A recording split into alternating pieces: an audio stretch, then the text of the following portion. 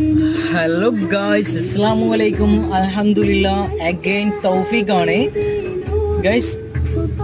എല്ലാവർക്കും പ്രവാസ ലോകത്തുള്ള എല്ലാ ബെസ്റ്റ് ചങ്കുകൾക്കും അതുപോലെ തന്നെ നമ്മളുടെ സഹോദരങ്ങൾക്കും നമ്മളുടെ ഫാമിലിക്കും പ്രവാസ ലോകത്തുള്ള എല്ലാവർക്കും ഹൃദയത്തിൽ തൊട്ട്